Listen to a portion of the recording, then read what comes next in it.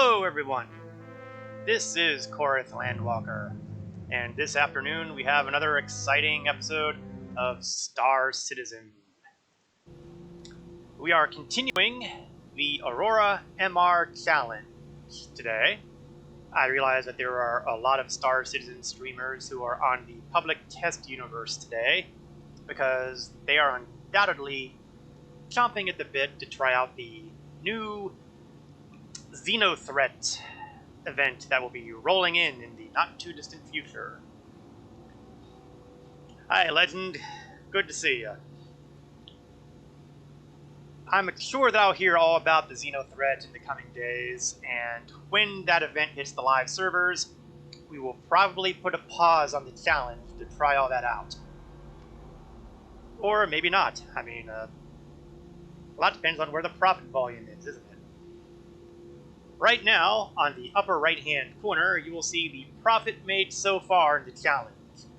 That is the profit made at humble beginnings, starting with the Aurora MR, the cheapest package to purchase the game at all. And I've worked my way up to equipping myself, equipping the Aurora. Did a little bit of mining, that didn't work out all that well. Had a setback there. Got a bunch of bounty reputations to the point where we have made 263,000 plus AUEC.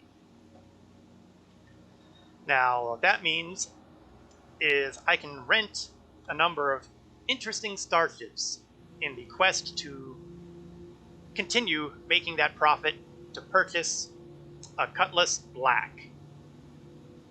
There may be a little bit of a hiccup there, though. See, Legend wants to experience the Xenothreat on the live server first, not on the PTU. Hey, I am right behind you on that one. You will not hear any argument from me. Of course, admittedly, half of my reasoning is because I don't have enough disk space to handle a second instance of Star Citizen. So it's either PTU or live, and given the choice, live is where I'm going. So, last week, we rented an Anvil Arrow and ran it through a few of the bounty missions and earned ourselves a pretty tidy profit off of that. Enough that I'd like to see if we can get more profit by renting a little heavier duty starship. But before we do that, some tragic news. For those who have not been following the Star Citizen news and forums, the planetoid of Delamar is in its final days, and with it, the settlement of Levski. It has proven to be one of my favorite places. It's not a heavily lawful place, meaning they don't care if you're coming in with a crime stat or not. But more importantly, especially in light of the challenge here, Levski was the place where they sell Cutlass Blacks, and just about every other Drake starship as well. And, yeah, F in the chat for Levski. Pour one out, guys. Levski will return someday, because it is simply being, quote-unquote, relocated to the location where it has always been destined to be, the star system of Nyx. Unfortunately, we're not likely to see that star system at least until the end of this year, and probably likely to be next year. So, if you like Levski and you want to have some final memories before it fades into the ether, now's the time, right? Now, theoretically, everything that was sold uniquely at Levski will find new homes to be sold at somewhere in Stanton. We'll find out. Because as far as I'm aware right now, the only place you can buy a Cutlass Black is at Levski. So it will be interesting to see if the Cutlass Black is sold either at the Astro Armada, located at Area 18 on the World of Arcor, or if it will be sold here at New Deal in Loreville at Hurston. Or if it even shows up at all. I can't rule out that possibility. We'll find out. If the Cutlass Black is gone, then we will select a new target in an approximate price range, which is still around the 1.5 million mark. Before we start, in the upper left-hand corner, you will notice I have listed my starting funds, which matches what my current balance is listed right here. This way I can maintain my honesty as to how much profit is being made, and you can generally keep track of the profit from my previous streams, whether you look here on Twitch, or if you want to go further back than, say, last week, off of my YouTube channel, where I've been archiving all of my streams. One day, YouTube is going to have a fit. There will be maintenance done someday, I'm sure. In any event, you will notice that my current balance is a bit lesser than it was when I streamed last week. I've done some purchases at Levski on the outside chance that it does lose everything there. Best ship ever. Oh, he's a funny, funny guy. Can't imagine Cutlass not being available in game. It's the best show finalist 2 years running. That is true. On the other hand, it's not like you can't rent it. Not at Vantage Rentals, but you can rent it at one of the refinery stations, at the refinery decks. I'm not sure if it's available on the cargo deck rentals. It might be. I can't remember. Who makes a ship I just bought? Well, you know, I don't think I ever actually said what ship I bought, did I? I could have easily bought, okay, fine, you caught me. The only things they really have in Let's Gear are Drake ships, so. Grumble, grumble, grumble, mumble, mumble, mumble. All the same. It will not be the ship we're flying today, however. Today, we're going to rent. And last week, I looked at a few possibilities. And, oh good, it worked the first time today. Awesome. I could easily go the Avenger Titan. Ah! Ah! Well, we seem to have reached a minor stall point.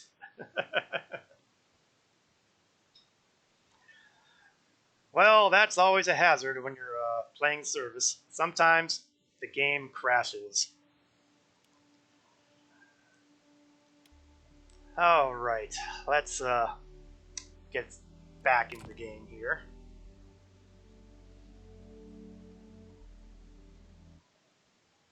Yeah, it's little things like this that keep the stream interesting. Back to the load screens. I'm just curious what ship manufacturer you just put your money in.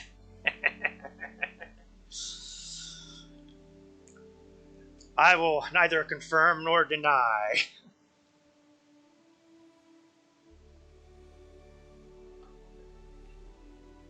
I mean, I could say that I bought a dozen Greycat PTVs or maybe a dozen Cyclones, but nobody would believe that.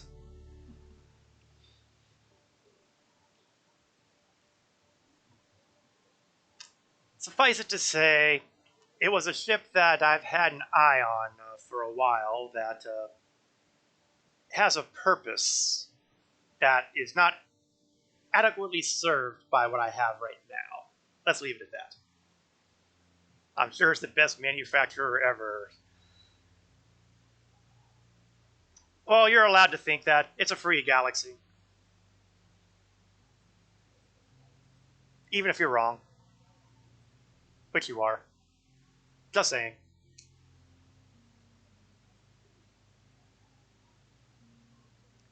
Now, I'm more of a... And I've made no attempt to hide this. I'm more of a Misk fan than I am a Drake fan. But I'm a bigger Crusader fan than I am of either one. Of course, Crusader only has one ship out right now, so... it's not exactly what you would call a large selection to work with. But that will change sometime in Q2 of 2021 when the Hercules series, or at least the M2 and C2 variants, come into play. There is an A2 variant, but that's not going to be coming in with the other two, mainly because it has something that really isn't accounted for yet in the game. That would be bombs. Like carpet bombing bombs. But I imagine that once the Theaters of War module starts being a thing, maybe, just maybe, we will start seeing something there. Just maybe. Okay, so time to make a run for the train and back to the Tisa spaceport. You know, the kind of stuff I did before the stream so that we wouldn't have to endure watching me run across the train and get to the spaceport all over again. Thank you, server crashers.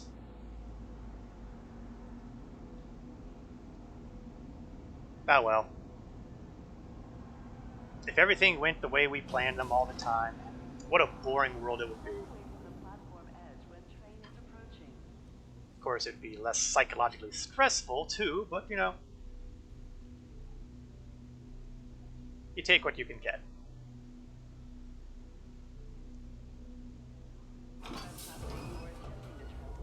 Now, we were looking over the selection advantage rentals, and while the Avenger Titan, I always get that backwards. I'm going to be picking up the Aegis Vanguard Warden, whose benefits I will extol shortly. Legend is struggling to understand the logic of them removing Delamar right now. Well, the biggest thing I've heard is to increase the available resources on the server in order to handle Xenothreat. It seems that that might be the reason behind it, so that they can not have so much server demand going on while they're doing this big crazy thing. It hasn't been said by anybody who actually knows better, but it is a leading theory. Another theory is that they want to make room for Orison when that comes in to Crusader. For those who don't know, Orison is effectively Cloud City for Star Citizen. Literally a floating city in the atmosphere of the gas giant Crusader. But, you know, that logic still doesn't work with the whole right now thing. I think the folks who say Xenothreat are the ones who are probably on the right track. Alright. Let's try this again. Vanguard Warden. As you can see, is a pretty bulky looking ship. It rents at 101,000 UEC, plus a little bit of change here, which makes it a not insignificant dent in the profits so far. So why would I do something as insane as this? Because the Vanguard Warden will have a lot easier time to get through those high-end bounties and make that money back relatively quickly. Orison is not close, though, I thought. You are correct. I don't think we'll be seeing Orison until at least Q3, possibly Q4. I'd have to look at the roadmap again, and the roadmap, as everybody knows, is still a moving target. Xenothreat makes sense, I guess. Must be huge if they have to delete an entire planet and city to make room for it. Well, you know, Levski is not what you would call huge, but it does have a lot of moving parts, like, you know, all these people walking around. It has its vendors. That said, I'm not even going to begin trying to figure it out because I know absolutely nothing about server architecture. Especially for games like this.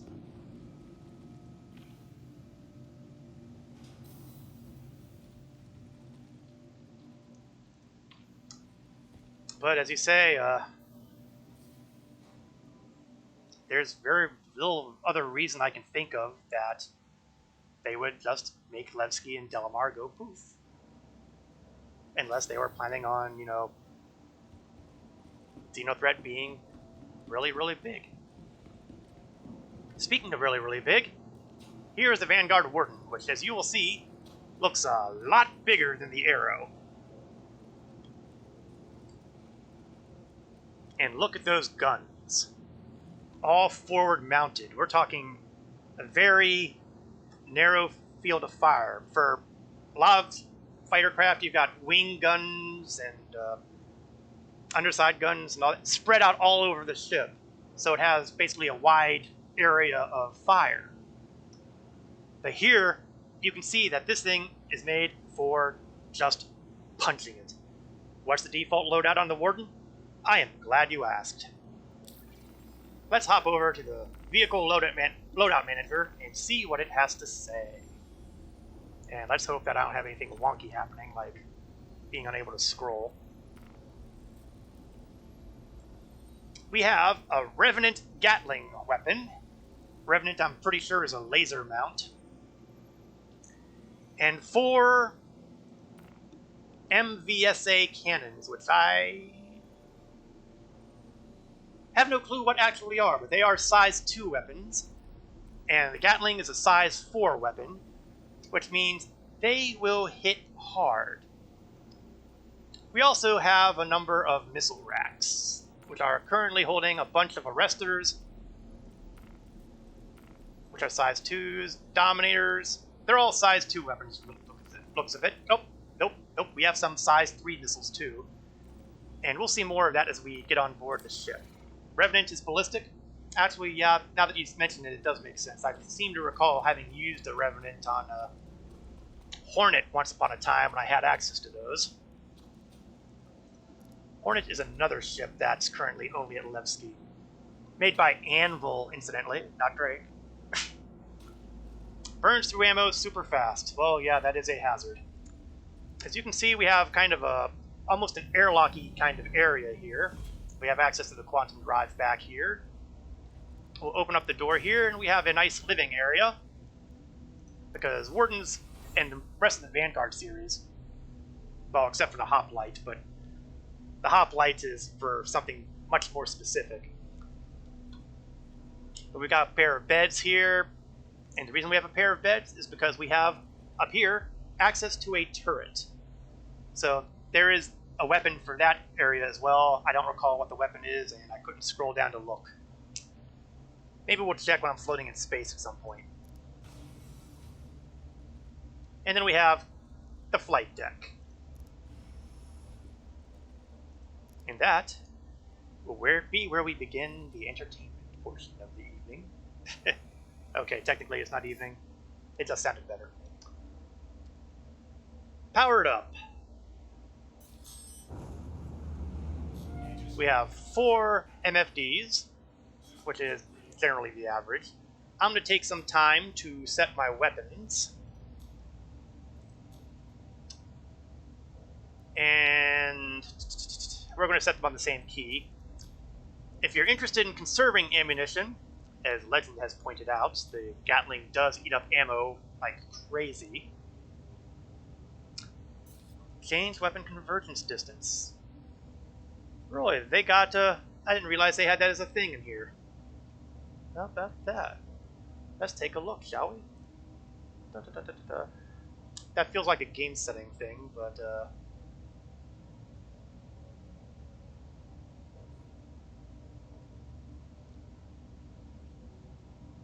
where would I be if I were out here? Here we are, default convergence distance. Well, okay, well, we try out 1000, see how that works out. Oh, learn something new every day. That's a pro tip from Legend Eternal, guys. Okay, let's open up the communications. I am not going to overclock these weapons at this point.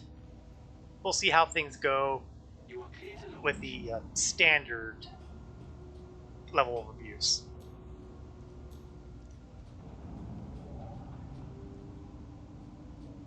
And the first thing we're going to do here is we're going to not immediately go after the bounties, but we are instead going to take a pit stop at Everest Harbor. Why am I going to Everest Harbor? Because when, not if, but when I inevitably end up getting killed by something, I don't want to have to do the run from the train to the spaceport all over again. I'd rather do the much shorter trip from the hab to the ASOP terminals. And actually, I don't even have to get killed. We could have another server crash. So instead of doing the crazy thing like I did last week, we're going to do the smart thing. And speaking of smart, we're going to immediately target Everest Harbor here, so I know where to go, and I can start spooling up the quantum drive.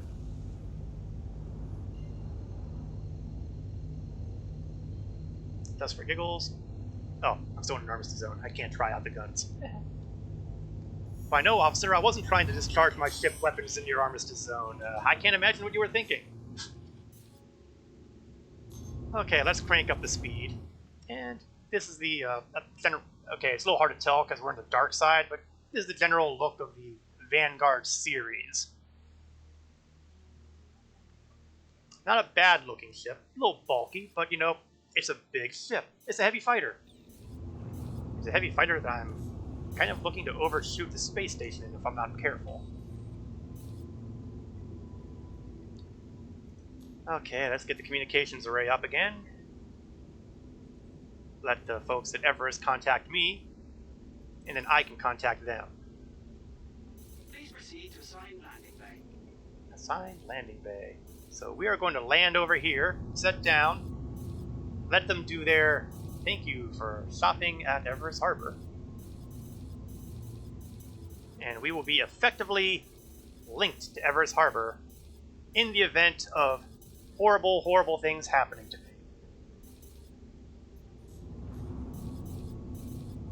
Shocking, I know, but there you have it.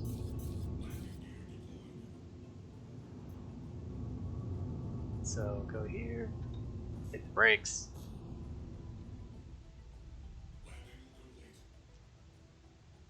Landing complete. Have a pleasant stay. Thank you, I will have a pleasant stay. Goodbye. Wow, that was a pleasant stay. So I'm all prepared for all kinds of horrible things to happen. Of course, the goal is not to have horrible things happen to me. The goal is to be the horrible thing happening to other people. Thank you, and please visit again. And to this end, we go to the bounty hunter missions. Now again, we have the various levels of threats, and we have various levels of bounties. And we're going to look at the group warrant very high-risk threats. You'll recall we did a pretty good job on these guys with the Arrow, so just imagine how good it's going to be with the Vanguard. Well, we won't have to imagine so far. Let's see, you're linked as soon as you call for landing. Don't have to actually land. Well, you know, sometimes you hear things on both ends of that, so I've kind of decided to just play it cagey. I might experiment one day. Plus, of course, who knows what changes between patch to patch. So, accept the very high-risk bounty. And the reason I like doing the group assignments here from the North Rock guys is usually their group bounties will be in the same system. They'll all be in the same Hurston planetary system here. I won't have to, say, go to Crusader for one of them and eat more time.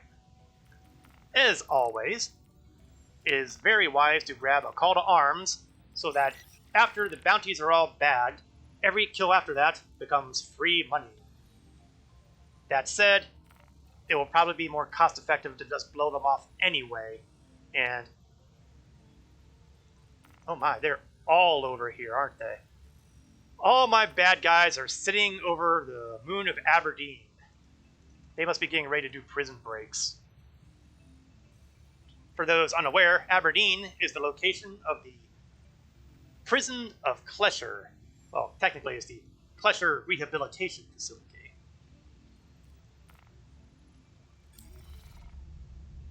And that's where people go when they've been bad. Now, well, I guess I can't really check that at the moment, but I'll do that in a moment. Somewhere along the line, I'm sure I'll do a stream where I'm trying to do the insane attempt at breaking out of Klesher. Today will not be that day. You see, I've never actually successfully escaped Klesher because I have a lousy sense of direction, and I'm horrible with platform jumping games. So naturally, Klesher was made to effectively drive me nuts. Now you'll notice that I have the capability of gimbaling one of the guns on the Vanguard here. But I am instead going to leave them as locked, and the reason is because it's very challenging, not impossible, but challenging, if you want to target a single target with all your weapons. Putting them all in the fixed kind of configuration will make it a little easier. Yeah, it sounds like, yeah, according to legend, and I agree, the only group bounties that span different planetary systems are Miles Eckhart's group warrants, which pay about as well as this one does, except you have to spend more time. Of course, the other side of that is sometimes the very high-risk targets aren't available as a bounty. So at that point, it's like, what do I do? Time or money? Time or money? We may be making that choice at some point here today. After all, I do need to make 100,000 in profit just to break even today. For those who are watching last week's stream, you will realize that it should not be horribly difficult to make 100,000 in profit. But obviously, I want more. I want more because the whole point here is to get the money to afford a new starship, not to break even. Breaking even is what I consider the minimum of what I expect here. The complete minimum. Now you will notice that there are two names here, which means I am going to have to deal with two bounty targets at the same time.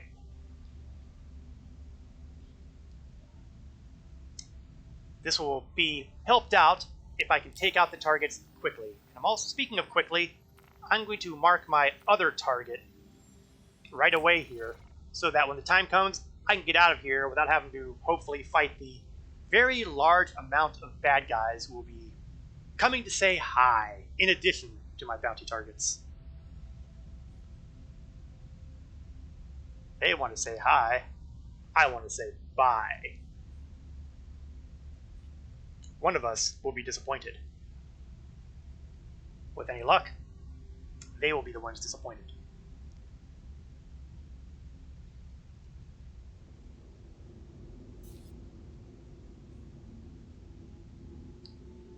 Oh, and there we are. Enemies have spawned in, and they are already ready to take me. We have a hurricane, and we have a hurricane. Two hurricanes. Oh, this is good.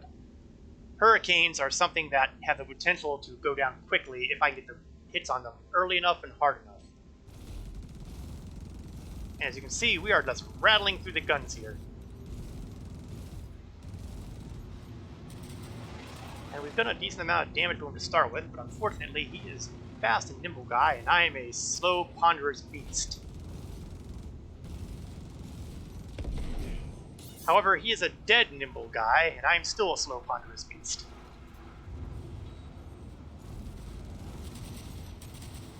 Whoa, flew a little too close on that one. Yeah, he's keeping it nice and tight, which is a smart move. Nice and tight against slow-moving targets.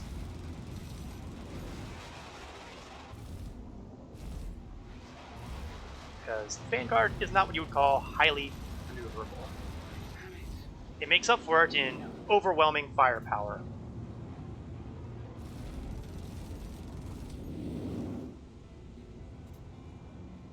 Now, if I had been smart, I would have possibly considered chucking some missiles early on. I didn't think of it.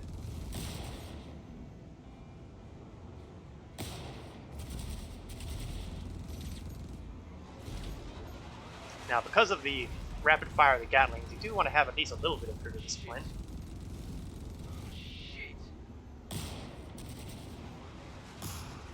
What I can't believe so far, and I'm tempting fate by even saying words, I can't believe the backup from these guys hasn't arrived yet. There we go, just as I said it.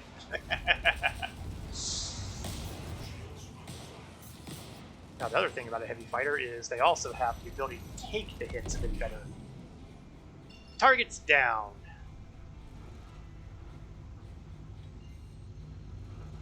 And there's more reinforcements on the way.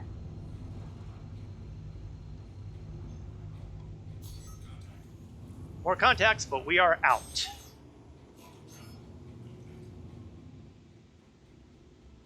This one should be much easier because there's only one target remaining. I just have to make sure I don't do something stupid like, you know, ram into an asteroid or something. Do not laugh. It can happen. It has happened. These guns are not presently overclocked. I'm currently going with their normal rate of fire. The goal being to not overheat the weapons. At some point, though, we will probably go ahead and overclock them just to see what difference that makes. But I wanted to start out slowly.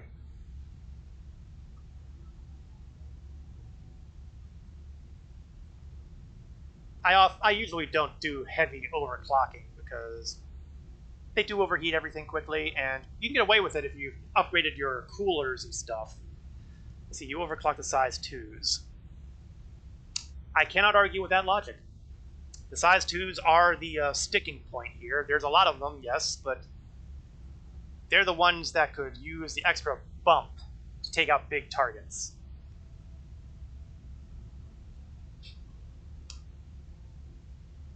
We'll see what happens after this bounty.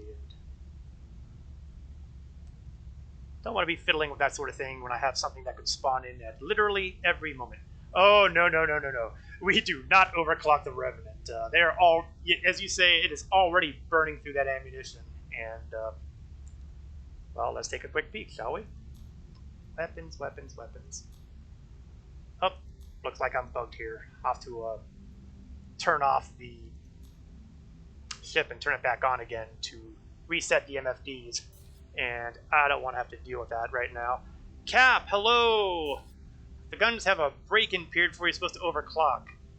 Oh, is that really true? Interesting. Well, let's see what we're going to break. Oh, a Vanguard Warden! My mirror image. So it's going to be who can take out the other one faster. Well, apparently he's going to be taking me out faster because apparently he's reaching me faster than I am. He must have non-standard loadouts. I find that rude.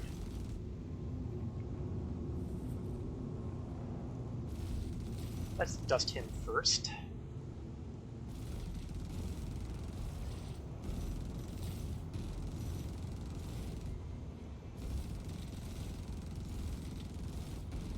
Ah, desync. But desync works in my favor. Alright, let's get out of this region before bad guys decide to drop by.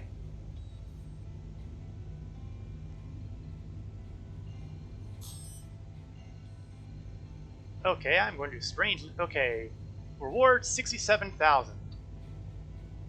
I am well over halfway to what I need to break even. Now, while we're here...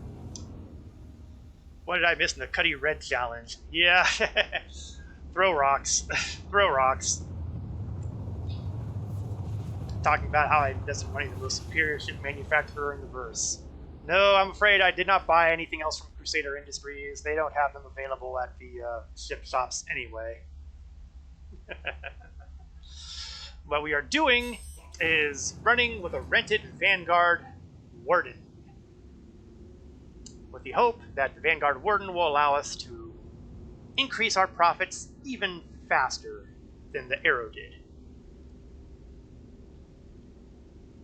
In light of this, let's take a look at the bounty loadouts here. Do we have another very hard target out here? We do not. So what we'll do, decisions. I could go for this mission, which is a group warrant issued by Miles Eckert. I'm kind of reluctant to do that at the moment because I really haven't done a proper simulation in-game of doing the Miles Eckert missions, and I can't really do that because I've already done the Miles Eckert missions. But this is one of the things you can expect when you do well enough. You can also expect this one if you do well enough with Eckert. However, this mission involves lots and lots of Hammerhead starship targets, and that's a little rough. Especially now that they're nerfing back down the scatter guns. So instead, we are going to go with the North Rock Hurston group warrant, which will only net me a little under 40k, not including what I get as bonus material, of course.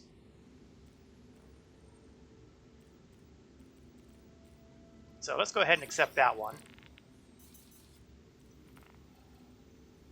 And look to see where all my targets are. And once again, we are all at the same moon. And once again, we have two targets stacked on each other. Or as I like to think of it, you bastards.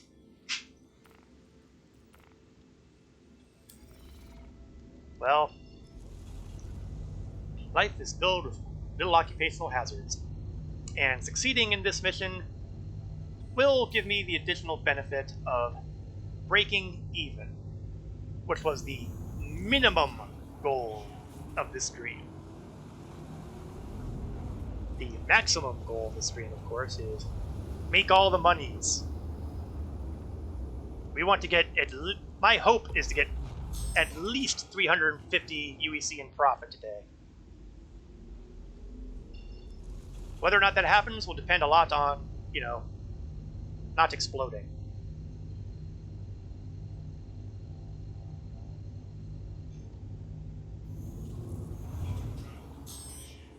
And Cap is now in game and will do. Now we have, yeah, that's always a problem sometimes. Sometimes you come into an area and the asteroids haven't spawned yet. And that's dangerous because sometimes when they do spawn in, that might be spawning at the exact same location that your ship is presently occupying. In that particular case, well, you know how it goes. You have things that are, it goes under the category of two objects cannot occupy the same space at the same time. It is a law of physics. Okay, technically I've seen that happen. If you saw my crash screen earlier, you did notice the 600i mating dance. So that's what happens when you try to have two objects occupying the same place at the same time. And in fact, if you want to see that in live action, I believe I highlighted that video on my Twitch page. So if you go to my videos on the Twitch page, you should see the one video with the rather entertaining incident. It entertained the hell out of me, that's for sure. That said, you could say that I'm easily amused. Targets are acquired. One is a Warden, the other is a Valkyrie. Well, Valkyrie is scarier, so we'll go after him first. I may come to regret saying that later. Alright, I was also going to be that's a problem. I am heading towards an asteroid. Fun fact, you might see the marker there, but if he's on the other side of the asteroid, that could be a problem. What the hell? I think he just crashed into the asteroid. And I got paid. This is the best day ever!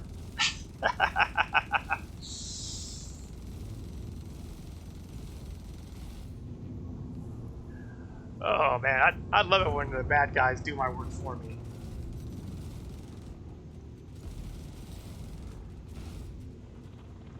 Oh, fly, fly, fly.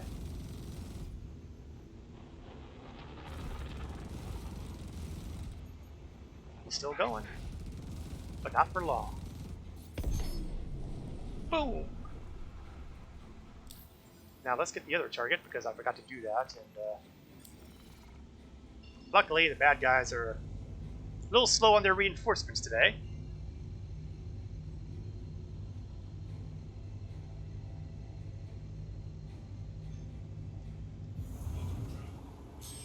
And now while I'm here, now I'm going to do the... Oops, that's right, I got to turn the ship off and on first. Off. On. Okay. Alright, let's get those MVSA cannons overclocked, and we'll see if that makes a noticeable improvement on kill time.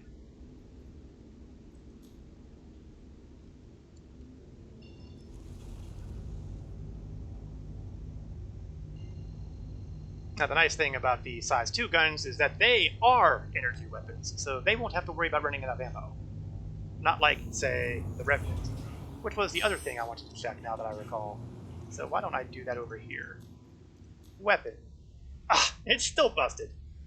Gee, sometimes the MFDs really want to be cranky. And yes, I see Cap saying a lot of that has been fixed in the 3.12.1 patch. I will believe it when I see it. These are the same people who say with many patches that people will no longer be standing on chairs, which is Legend's favorite pet peeve. Hey, Fiendy! Glad you could join us. Recapping the situation, I have rented the heavy fighter known as the Vanguard Warden, a 100,000 a day UEC rental. With the completion of this mission, I will break even, which means everything that I take out after this will eventually be added to the profits made so far. I'm expecting great things. And you just missed one of the most entertaining bounties that I've ever gained, because my target was nice and polite and rammed himself into an asteroid before he even opened a single shot on me. If I complete the mission. Cap, I am distressed by this lack of faith. I truly am. I am just devastated. That said, server crashes can still happen, and for all I know, this might be the ultimate killer Valkyrie starship out here that manages to hit with every shot and blow me into tiny bits. Could happen. I wouldn't bet on it. And it is another Valkyrie. Let's see if I get him to hit this asteroid too. No, I think he's on the right side of the asteroid this time. We've overclocked the size 2 guns, so we'll see how much of a difference that actually makes. Oops, I'm not on lock. There we go. Let's see if I can do a lot more damage and blow him up faster. Distance has worked out for me. He is getting hits on me, but the Vanguard does have somewhat better shields than, say, an Arrow.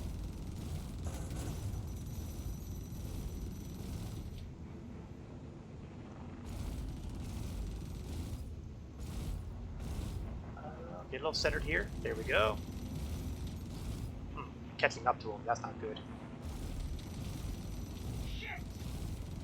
Ooh, I think he's upset.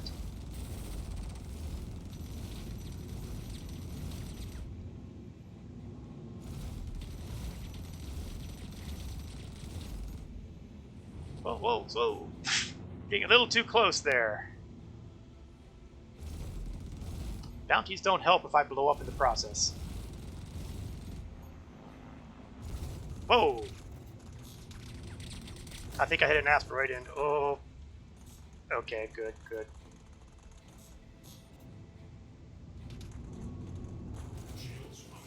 Okay, that part got a little uglier. But on the bright side, and surprising side, I'm still intact.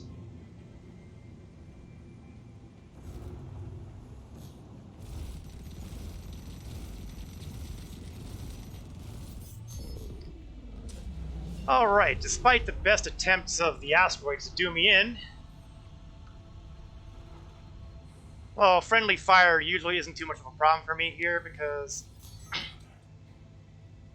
Are you here trying to kill me?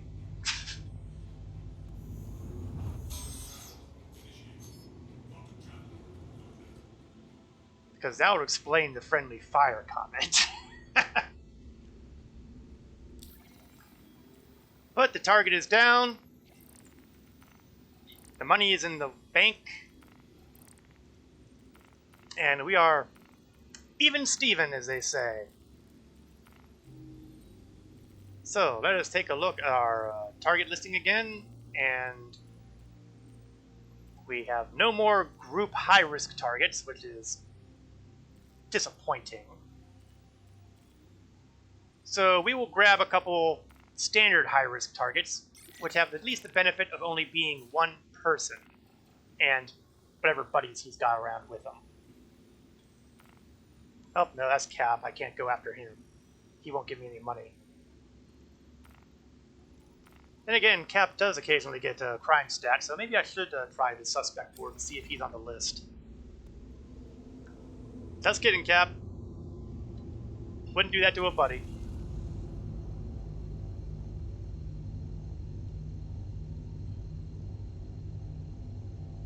So, spool it up.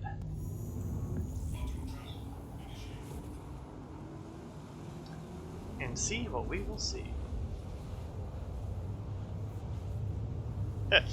Doesn't have the crime stat right now. Okay, so I don't have to worry about grabbing a suspect to license to go for easy kills. Okay, that's also an exaggeration because Cap is a better pilot than I am. There would certainly be somebody killed, but it wouldn't be him.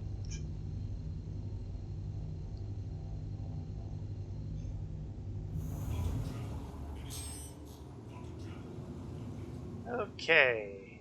Neutralize the bounty.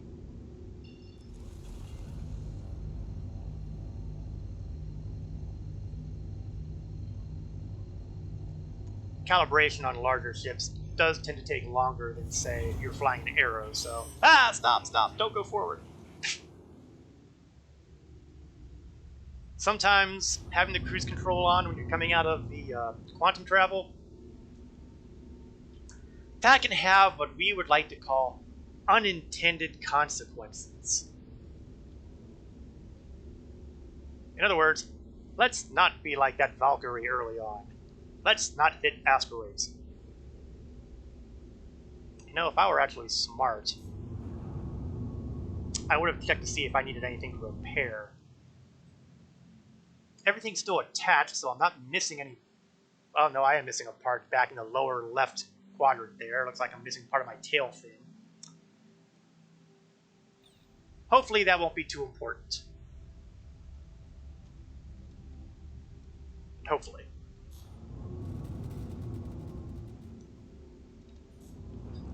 I'm sure that not repairing that bit of structure won't come back to bite me later on.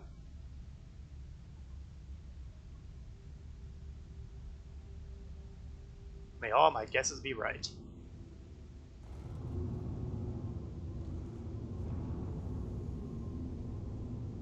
Now, as I understand it, with the upcoming patch 3.12.1, the wait for bounties will no longer be an issue. Unfortunately, I'm also told that the wait for bounties, Legend's pointing it out too, and yes, the same is probably applying to their buddies, which will make these bounties much more challenging. So, you know, stuff to look forward to.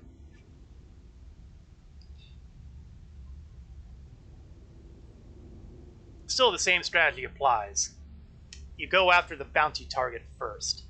You kill the bounty target, and then everybody else is basically either free money or not worth bothering going after, get out immediately. In fact, in the spirit of getting out immediately, let's target somewhere other than here so that I can get out immediately.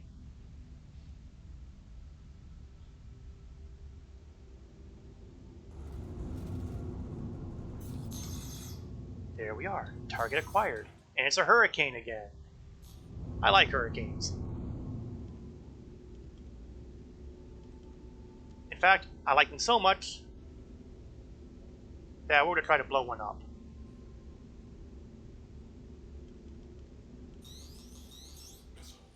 With missiles.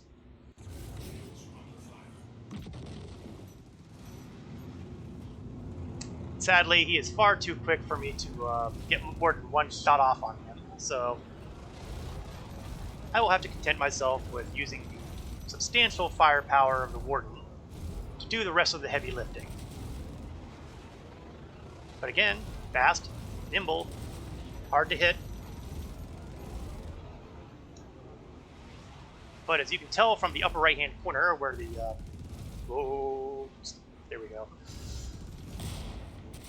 He is still taking hits, and he is taking some damaging hits. I don't think he is long for this world.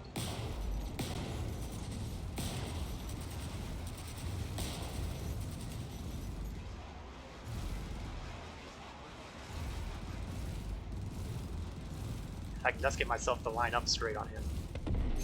Good enough. Alright, we are going to take a moment. Actually, no, we're going to take a moment to jump back to Hurston. And what we're going to do is we're going to hit Everest Harbor and repair and rearm. Because as Legend mentioned early on, that Gatling eats up a lot of ammunition. And the best way to deal with that problem is to deal with it before it becomes a problem.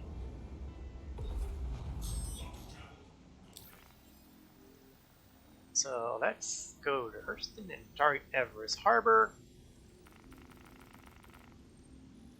Which of course doesn't want to be targeted because it's on the freaking other side of the planet. Fine. Where's the orbital markers? There we go, OM5. I get to that much easier.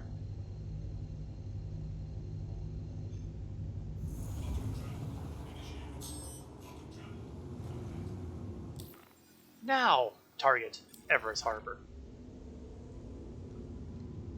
One day, the navigational computers will be able to handle little challenges like being able to get to points on the other side of a planet.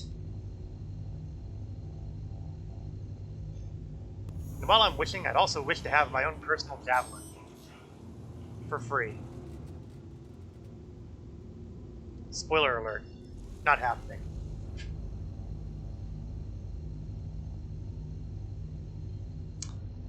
Yeah, that's something else I'll have to do during one of these streams somewhere along the line.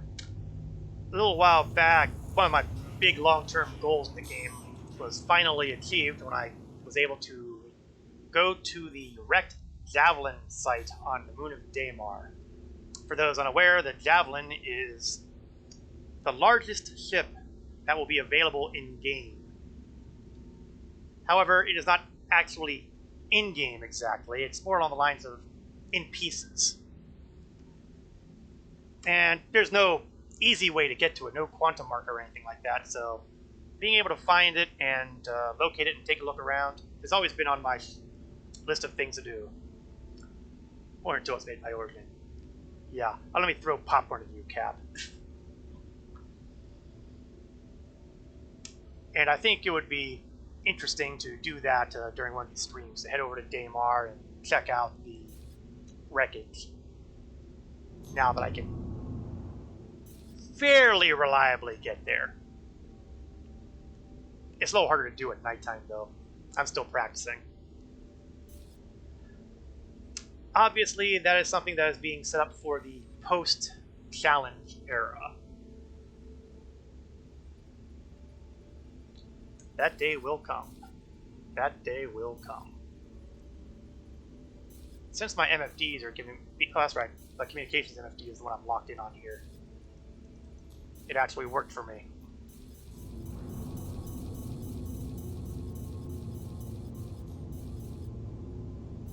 Give me a landing pad. Yes, of course it's not the one I'm flying right next to.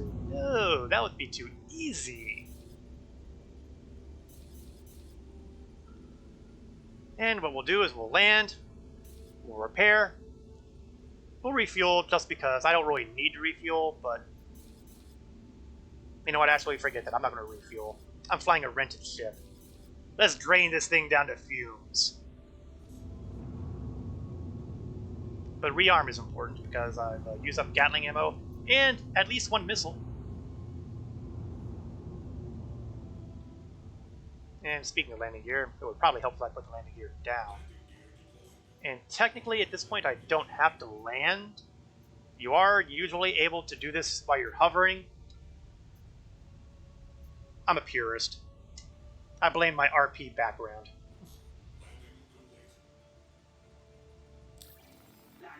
So, let's see. 1,000 to repair, 386 restock. Not bad. I'd say the bounty covered that. And while it's in the process of repairing and rearming, let's take a look at available bounties and see if we have any big boys lurking around. No, we still don't. We have high-risk threats. That will let me... Oh, wait, we have a group high-risk here. Let's go after them. Little over 39k, not including the bonuses. So, easily 40k plus coming out of this one. And they're even at 3 different locations. Nobody is stacked. That is a big deal. That means I have a good chance of, well, if I can click the target, I'll have a good chance. There we go. I won't have to deal with a bunch of targets at once, and that is a good thing.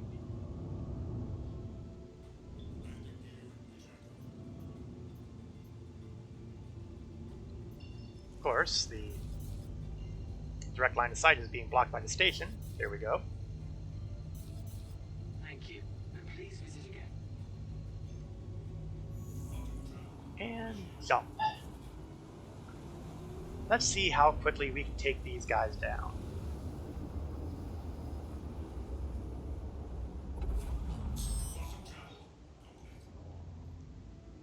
Now, as a minor note, if we want to match how good we've done last week, we have to get at least 360. We have to get to a profit of 363,000 UEC. I've been able to get 100,000 in profit in the previous weeks.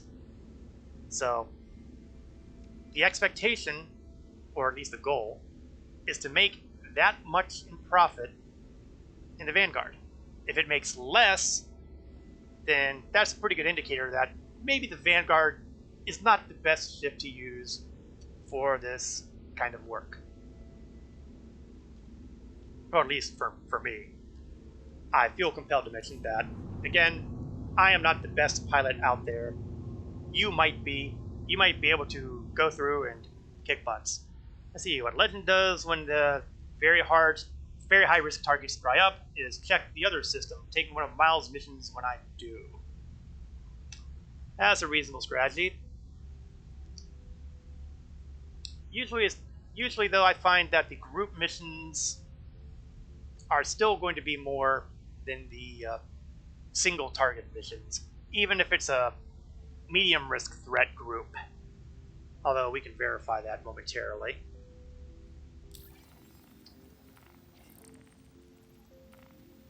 So if we only got a standard MRT at 7,500, high risk threat single, 11,000. Group threat, 26,000 for the MRTs. And depending on how quickly you can get these guys, oh, another asteroid in my way. Actually, it may not even be there. Here's a hurricane again. Pesky hurricanes. Come on, hit the asteroid, hit the asteroid, hit the asteroid. That was too much to hope for. Ah! And he is hitting it in a way that I can't conveniently go after him right off. Pesky targets. But I am already making his life difficult. I always approve of making my target's life difficult. Oh, that ain't good. His reinforcements are showing up earlier than expected. But on the bright side, he's blowing up earlier than expected, too. Unfortunately, I was not smart enough to tag my location right away.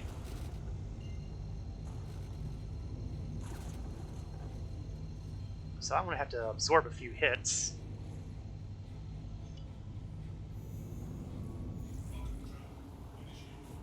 And we're through. Yeah, not the single bounties, the group warrants when hopping to Crusader to check for very high-risk groups. Does Crusader even get those group missions?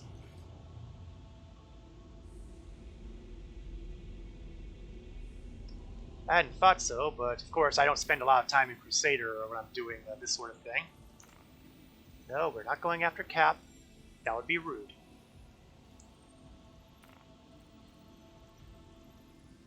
Had it for a second there. Click, set, done. Yeah, when you do enough bounty hunting missions, you will get appointment in your personal tab from Miles Eckhart.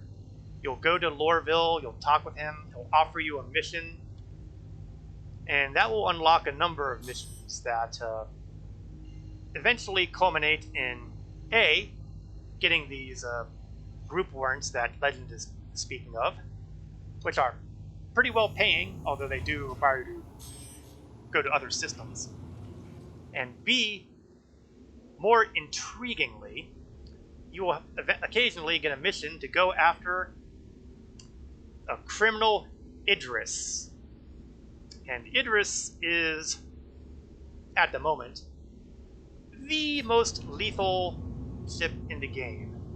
We're talking near capital level. As a general rule, you will not be able to take it down one-on-one. If you're a good pilot, a really good pilot, you might be able to pull it off. In fact, I believe a couple of the big screamers who eat, drink, and breathe Star Citizen have done it. I am not one of those people. Vanguard Warden ahead. If I were smart, I'd chuck some missiles in his direction. But why would I change now?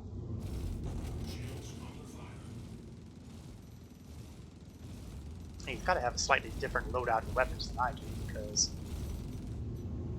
he's been able to shoot me before I can shoot him. So clearly he's got something with a little bit more range.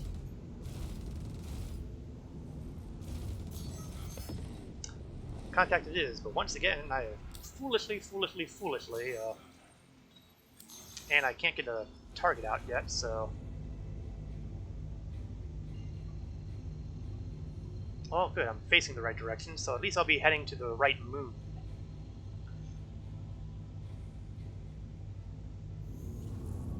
Cap took on 3 group missions at once. 4 out of 9 killed with 23 minutes to go. Could get dicey. Yeah, this is why I generally tend to only grab 1 group mission at a time. I don't trust the clock to work in my favor. And Legend indicates that he and Cap took an Idris down with just an arrow and a saber. I can see that, because Cap and Legend are pretty good pilots. And I'm sure Legend was at least loaded up with the scatter guns, which have been abnormally good recently. That will not be the case for much longer. The next patch is taking care of that the hard way. And I have great respect for the Saber. Saber is a stealth fighter, and I like the way it can punch above its weight class.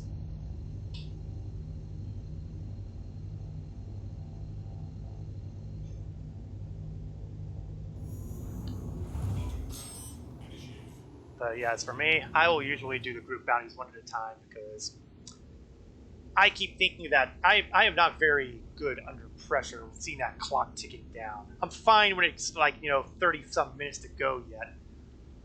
But once we start getting down to 15 minutes or something like that, I start panicking. Better for all concerned if I just deal with my groups one at a time.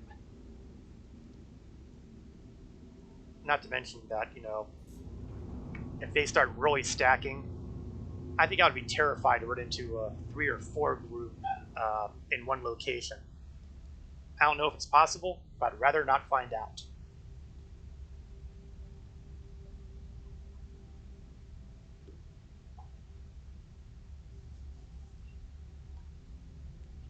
Plus, you know, right now we have the whole waiting game here, waiting for the bounty to show up.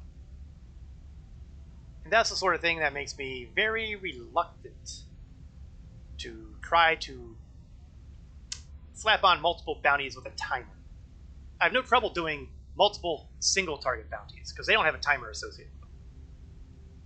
I'd be more than happy to accept 4 or 5 high-risk targets all at once. But 5 or 6 group bounties, I don't like it. Legend does not trust the server enough to take multiples. Another good point. Although you don't really lose anything in that particular case. Likes to know in the case of a 30k, oh, right, reputation. Okay, yeah, I get that one. Yeah. Although I'm not entirely sure you take the reputation hit if the server crashes. I can't confirm that, though. Basically, if you fail a mission on the bounty missions, it does kind of give you a hit on reputation, and that affects the amount of bonus you get for your payouts. Right now, I get a 10% bonus of over and above the standard payouts for these bounties, but if you lose reputation, it will go down to 5%, and then down to probably base level. I don't think it can go below that, but I could be wrong. All targets have been eliminated for this group. So let's get out of the immediate range of where reinforcements could be showing up. 43,000 UEC. For a change, I'm paying attention to the messages and not to everything else going on, so I can naturally point to saying, yes, I got paid. Group warrant for a very high-risk threat. 61,000, not including the bonuses. This is what you want. You used to lose rep in a crash. That may have been fixed, but I don't remember them saying it was. Oh, you know, if they didn't say it was, it probably wasn't. I've never really paid that close attention, but I don't recall seeing my status going down because of 30k. Now, it could just mean that I have a super awesome reputation that I can take a hit for a couple of losses. But this is me we're talking about. I don't really expect that. All right. Okay, bad news. I'm seeing my targets, but I'm seeing stacking. I'm currently at Magda, so I might as well deal with a single target now. Why burn off more fuel than I have to?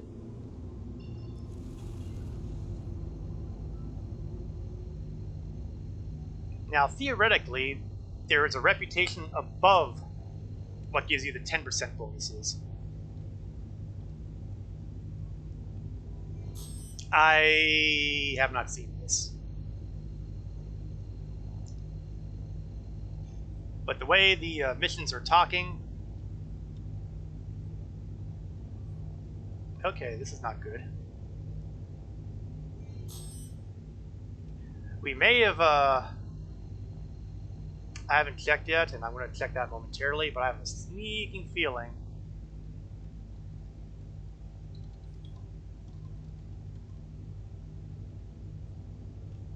Oh, we have a 30k incoming, folks. Ah! I crashed!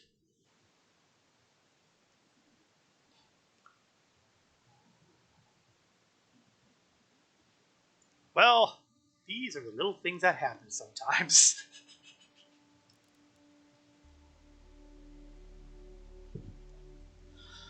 Okay, time to get back in. I will pause a moment since I'm partied up with Cap, so I'm going to let him bring us into the same server. At least I'm going to hope he's going to bring us into the same server. But I won't be waiting for so long. I want my money. There we go. Alright, let's bring the screen back in. I knew there was something suspicious going on when the quantum travel button was not functioning. So here's a pro tip for current and future players who don't already know. If you use the backward quote / tilde key on your keyboard, you can bring up the console to the game. And if you do an R_display info with the parm of 1, you will be able to see the stuff on the upper right hand side that you see right now on my screen. That's kind of partially hidden by the profit bar there. But the upshot on this is there is a field on there called bwin. It's about 5 lines down. And if it's at 0, you're crashing.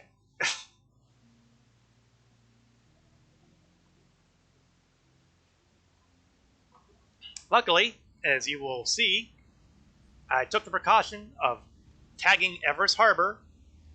I'm to type in our display info again, if I can type the right words, and turn that off with the parm of 0. Because I'm in Everest Harbor, let's compare how long it takes me to get back into the terminals.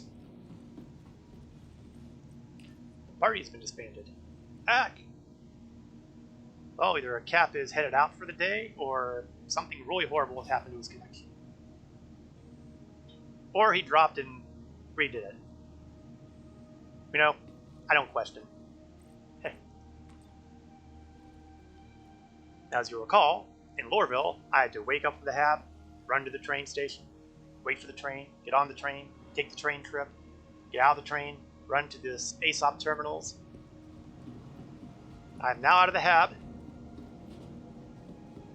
I'm running across the hallway here, and reach the ASOP terminals. And right over there to the right there is Cap. Hi, Cap. Oh, you didn't have my marker. Well, some bugs remain consistent. Okay, now that we're past the horrible moment of the sad trombone, we will claim the warden, and you will see that claiming the warden will take 20 minutes. Thank you, Cap, thank you. I'm going to file the claim, and you'll see that momentarily we will have an expedite claim of 5,000 UEC, and I still have to wait 3 minutes. Now, when I am thinking straight, like now, I'd never pay the expedited fee if there is time on the timer for expediting. Why give them free money? I'm still waiting. If I'm going to have to wait the time anyway, I might as well wait the time until it gets down to instant, and then pay the lower expedited fee. Oh, yeah, I guess I better do this since, they were ragging me about it earlier. Here's the ship that explains why my starting funds is a little lower than normal. And, I seem to have accidentally turned off my fund screen. Let's take care of that. Was it you? Yes, it was. Couldn't remember the key I used to toggle that. Yeah, you never understood why I wouldn't do that either. In any case, I spent the money to pick up the Drake Cutlass Red. That was always going to be my end target here, because I don't have a particular love for the Cutlass Black itself. Who makes that ship? I'm going to say Misk. Am I close? Try to troll me, why don't you, legend? Any event, the reason that I like the Cutlass Red over the Black is because Cutlass Red actually has one shining benefit: a medical bed. And that could be useful if you're doing a bunker mission. When you're trying to land in a bunker and do a ground assault. If you end up being killed in the bunker, you may not want to run all the way back to the ASOP terminals and get your ship and claim it and all that stuff. You'll spawn in the medical bed and be able to run right back in. That is how you do it. Now, granted, I could do the same thing in one of the other ships that have medical beds, but the Cutlass has a lower footprint. So it can land in narrower spaces. It just has enough benefits that I really decided I didn't want to ignore the possibilities. Where are we at with our... okay, under a minute before I can expedite. We're already down to almost 4,500, which is about 500 less than I was going to be paying if I hit the button early. Moral of the story. Never, never, never, never, never, never, never pay the expedited fee until the expedited time is instant. Never, ever, ever.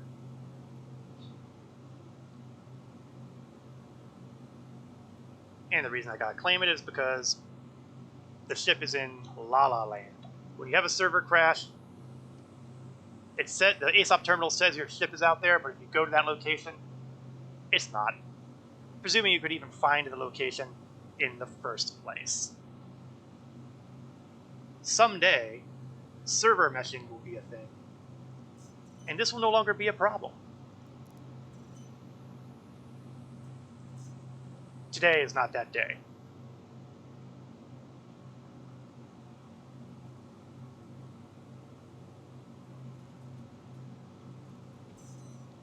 Alright, let's go to the pads and go back to the Vanguard. And of course, my short-term memory being what it is, pad 1, there we go. Thank God they put that on there nowadays, because back in the day they didn't have those little labels on there where I could see what pad it was on. And my short-term memory being what it is, poof, gone. I'd be going, oh no, I gotta get back to the ASOP terminal and see what pad it's on, and hope that it didn't glitch. Because sometimes you would go back to the ASOP terminal and it still wouldn't tell you what pad it was on. So, you know, improvements happen constantly. So do the bugs, of course, but, you know, it is what it is. Now, in case you haven't had a good chance to see the exterior of the ship the last time I was here, if you're just joining, for example, the Warden is a pretty sizable ship. And it's also got those nice honking big guns attached.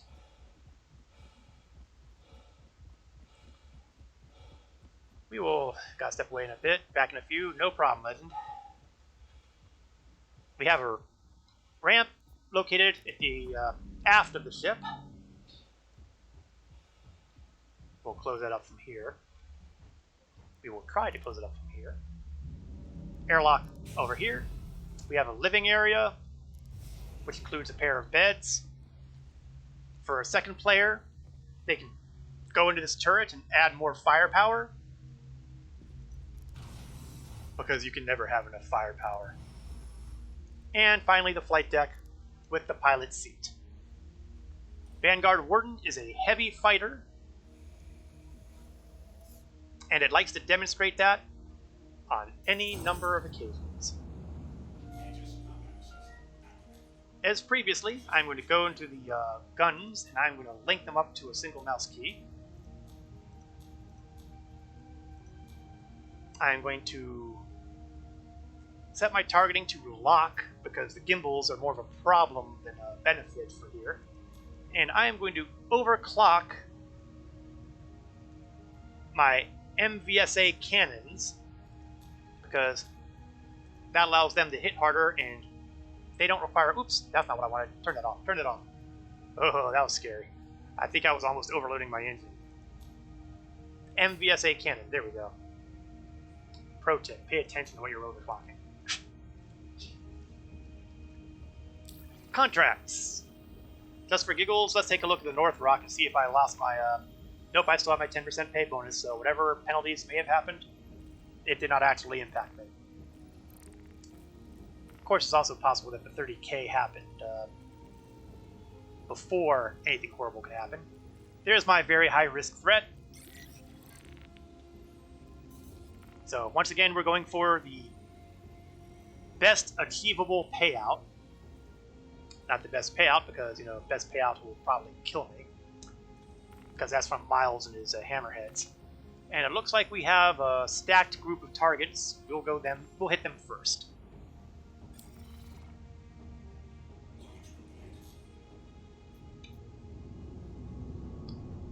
Now, once we get aligned,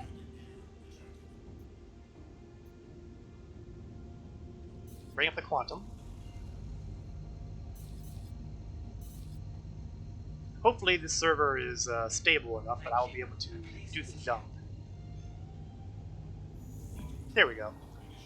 And a better look at the exterior.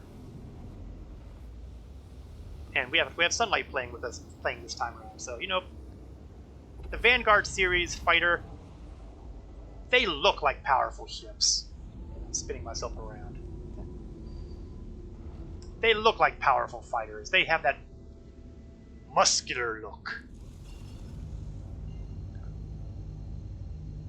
They look like they can take out puny, tiny ships with just shrugging at them.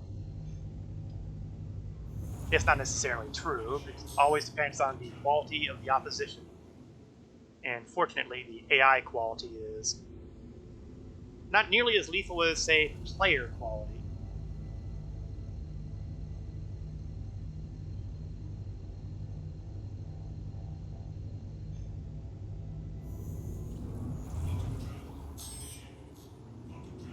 Alright, it looks like there we go. I was getting ready to say, it looks like the asteroids haven't spawned in yet, so I was killing my speed to make sure that I didn't, you know, kind of accidentally wind up inside of an asteroid when they spawned in. That would be a real cheap trick. But there are a lot of smaller asteroids around here, which are going to make them a wonderful little hazard to deal with when fighting two opponents at the same time. Well, if it were easy, everybody in the Stanton star system would be doing it.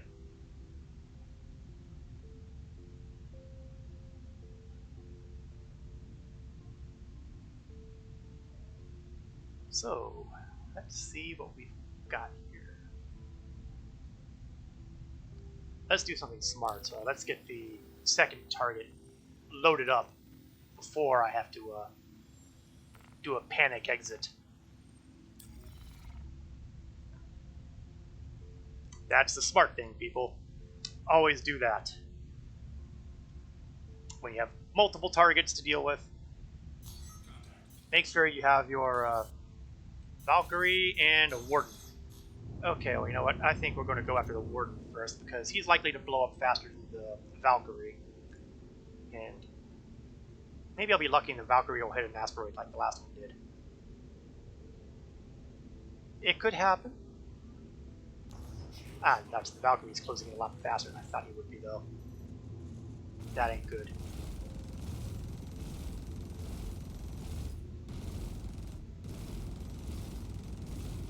I need you to go down.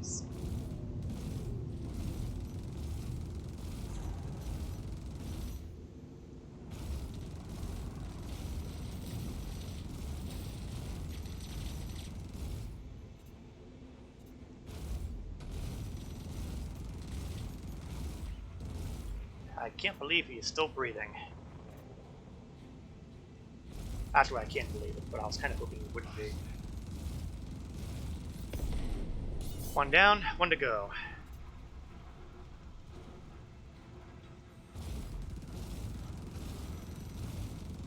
And the Valk can take some damage. Of course, the last time I wasn't overclocking any weapons, so maybe it will go faster.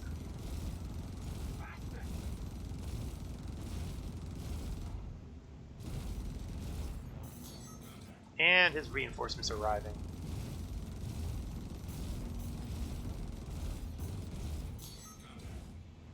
the second set of reinforcements are arriving. This is not what you would call the best situation to be in.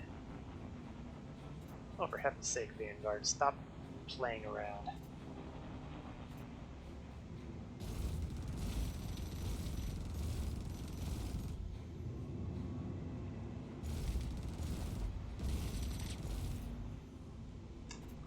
Not giving a lot of damage on this guy, unfortunately. I'm getting hits on his shields and all that, but the structure is still pretty intact.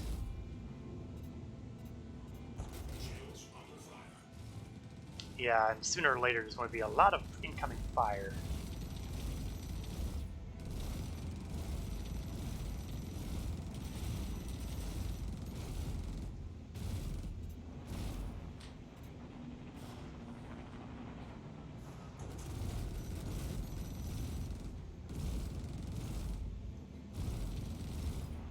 Taking too long to deal with this guy.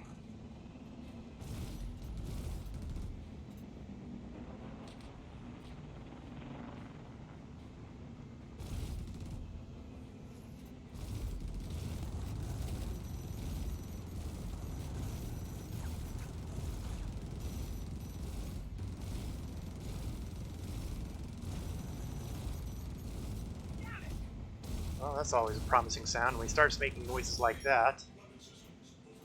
Oh good, I'm overheating my guns.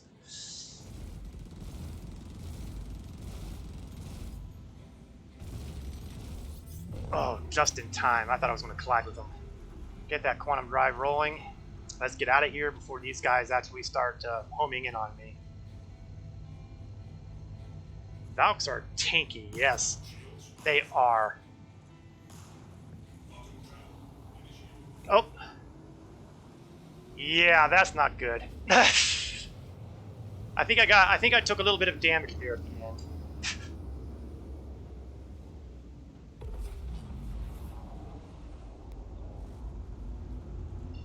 I'm gonna need to do some repairs. There's just no way I want to try fighting in the shape I'm in here. Hopefully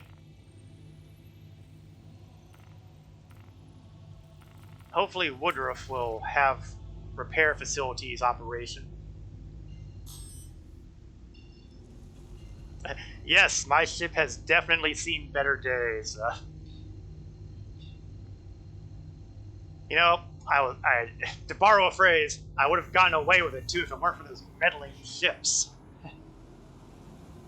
They had, there was a large number of ships on that radar, and, well, they were in a position to get some solid hits on me as I was leaving, and it looks like they managed to take off, oh, roughly half.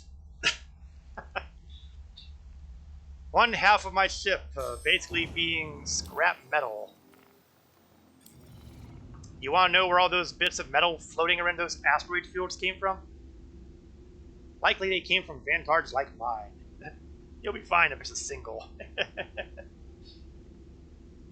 Yeah, it's the other half of my ship that I'd rather like to keep around. I'm pretty sure that might have taken off a couple missiles too, but I can't prove it. The good news, though, is that all of my guns, as pointed out much earlier in the stream, are basically front-loaded. One is under my nose, one is at my nose.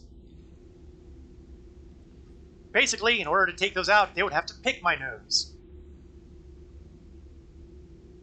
Okay, I realize now that that didn't sound right. Sir, we've taken severe damage to most of us. Well, fix it! Now, the good news is that most starships have floodlights, which means landing in the middle of the night is not as completely horrible as it may sound. I'm going to increase my speed a bit. I'm taking way too long to get to this landing pad. And sometimes the landing pads don't give you the repair option. Sometimes they do, sometimes they don't. I'm hoping that this will be one of the times they do.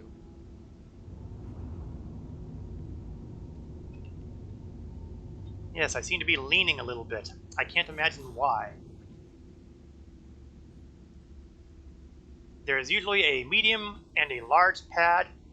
Because I'm such a courteous human being, I tend to try to go for the smallest pads that I can fit upon. So unless I'm flying a big ship,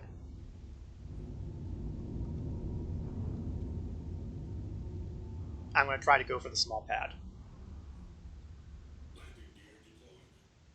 And the bad news is most of them work like crap. Yeah, and it's possible that may happen here too. I do find that if I can do an automated landing like I'm doing right now, if I can pull it off, then I have a chance. It's not a guarantee, but it is a chance. Ta-da! And even crazier, I had the restock option too, so I'm going to do that too. Let's see how good they do the repair work, shall we?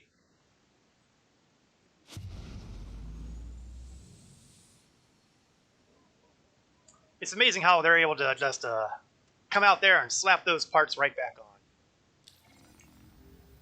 Now I'm going to go back in here further. I see I still have repair stuff on here, but the important thing I find is the restock button. Because I'm pretty sure that if I can do that, they'll put the missiles back on.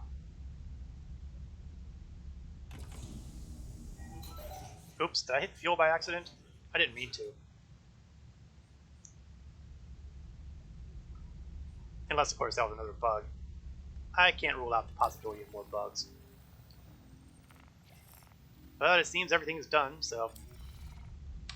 whatever.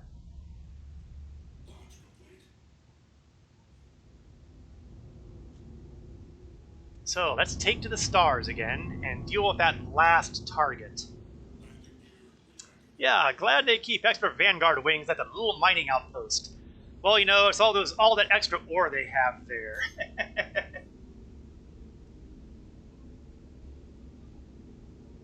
These things are important. Speaking of important, we can now target Dudley DeCario. Or as I like to think of him, that bad man who did bad things to get him a contract.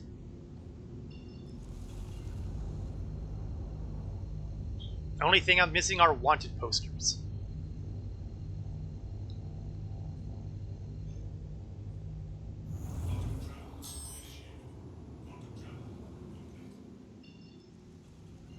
Orbital markers, for those who are unaware, are tremendously useful navigational aids.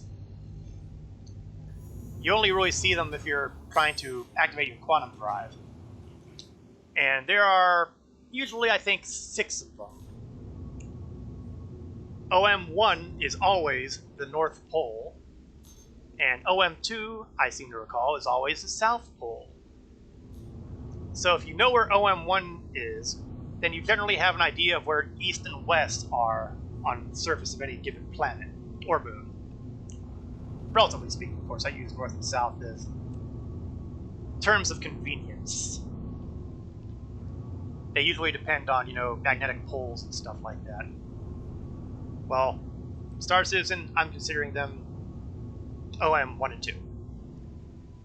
And they would be really useful if you could see them with ground vehicles. But ground vehicles don't have quantum drives. So you can't target them or see them. So it is what it is. In theory, at some point, we will be getting compasses attached to our starships. I'm hoping that when they say starships, they're actually talking about starships and ground vehicles. Because once you have a compass in ground vehicles, then being able to navigate to places becomes a realistic option. That would be a game changer. Personal opinion, of course. And now for a less personal opinion. This guy is going to explode. I don't know how fast or how soon, but he is going to explode, and it's going to be because of my ammunition.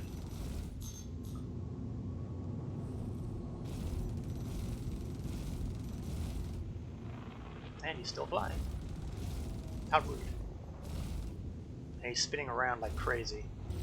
I think they said something about fixing that with the next patch coming up. We'll see. Whoa. Okay, that's getting ridiculous. Let's slow it down a bit.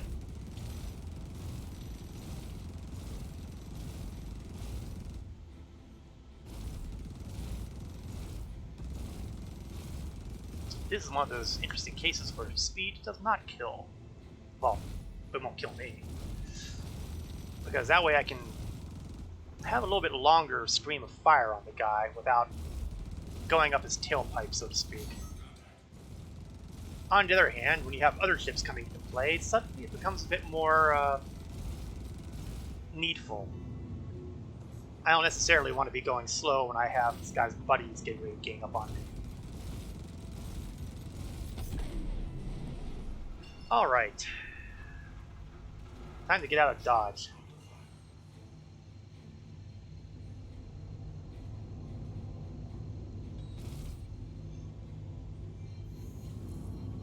There we go, and this time I didn't have my tail end blown off. 67k bounty. The concept of a magnetic north in space still bothers Legend. Yes. Well, you know, that's why I consider OM1 basically a term of convenience. There's going to be a north or a south or something, and it's basically on axial rotation. If it's got an axis, if it spins around, then there's obviously clearly a north and a south. Now, if it's tidally locked, okay, then it becomes a little more problematic to figure out.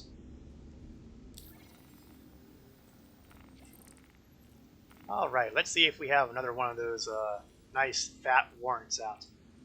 We do not. Oh, but we do have the group for the higher risk, so I am willing.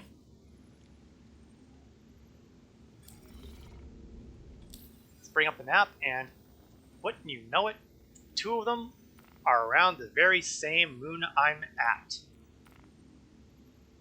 And more importantly, the fact that I see two of them... Uh-oh. Yeah, you know what? It looks like all three of them are there. It looks like we have another set of stacked targets. Well, we'll go after the one guy first.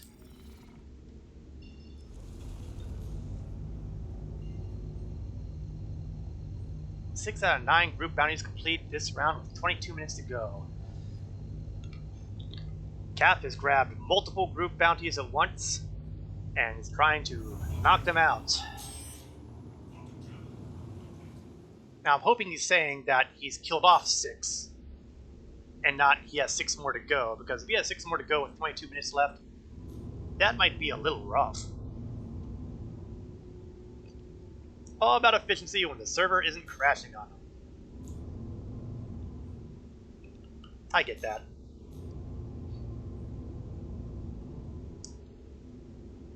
And to be fair, the way Cap is doing it would probably net more profit than the way I'm doing it. On the other hand, like I've said before, Cap is a little bit better of a pilot than I am.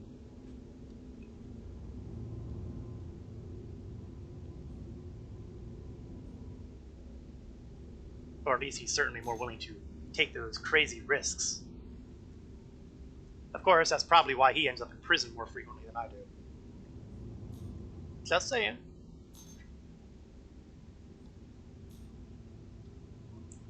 Don't worry, I'm sure that I will have my moment of snappage at some point where I will once again go crazy and wind up in prison.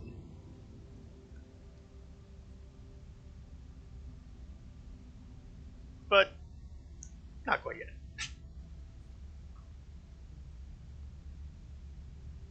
And the worst part is having to wait for these bounties to spawn in, because you just look at the clock ticking up, and of course the moment I say that, he spawns in.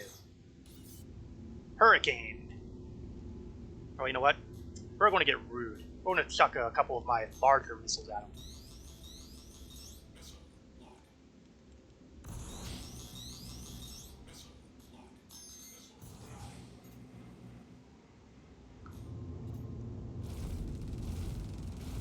Well, bad news is they didn't kill him. On the other hand, he certainly was weakened enough that it didn't take him long to blow up, did it?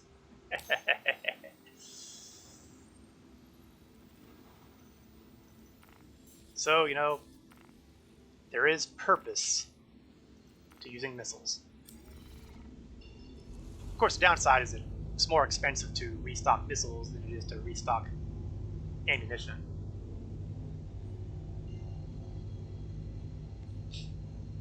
But at the moment, it's not overtly so. At least not for the size of weapons that can be carried on a warp.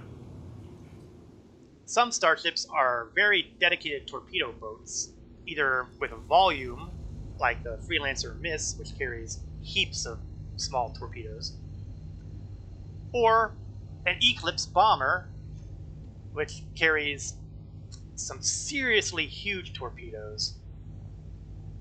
Uh-oh, please tell me it's not getting ready to 30k on me. I'm not going to panic, I'm not going to panic. There we go. Sometimes the quantum jump doesn't work the way you want it to, and you just have to break alignment and realign. Now, if I had done that and it still wouldn't jump, that's a big hint that a server crash is imminent. Okay, what do I have left on my torpedoes?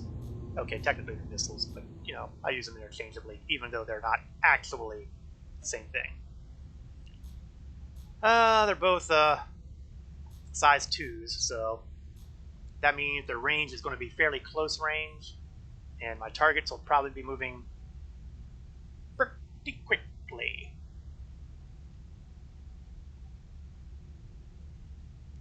Oh, that piece of debris is moving along pretty nicely. I want to get a little clear of that.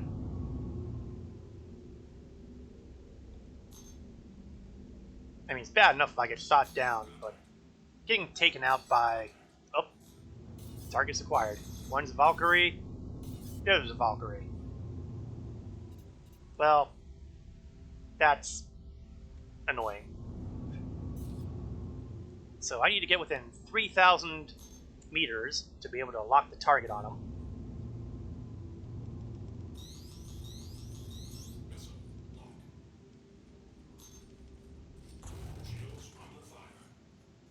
I'm not sure any of my missiles fired.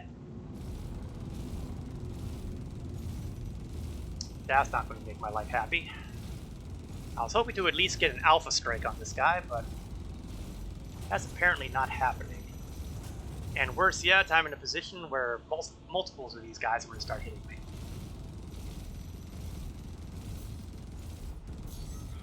And his friends have shown up.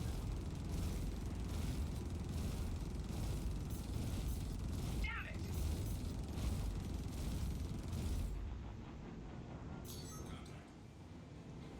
Yeah, we are in a world of not good right now.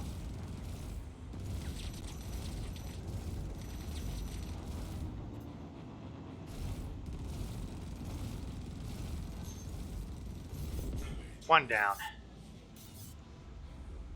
Now, where is my current target? Hopefully the current target is the line of the bounty. Good, good, it is. Whoa! And the guy was on a kamikaze run.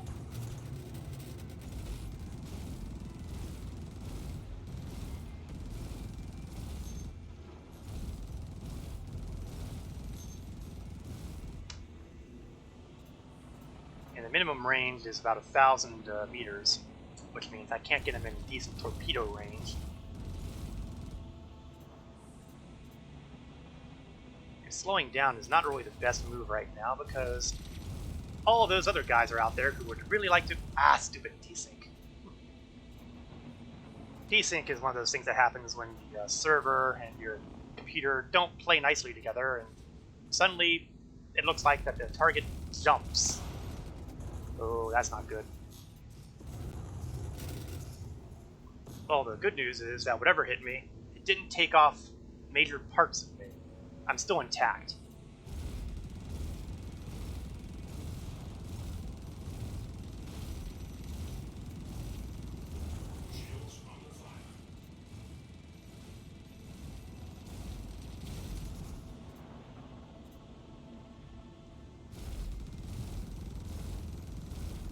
I can just land some more hits on this guy.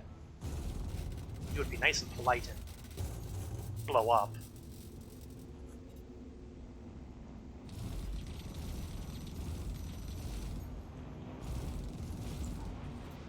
Definitely causing trouble there. But the good news is I think most of my parts are still attached.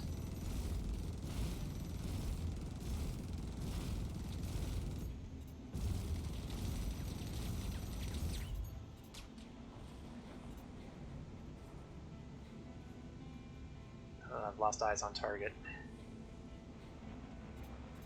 Where is he? Oh, where is he? The answer is far too close for comfort.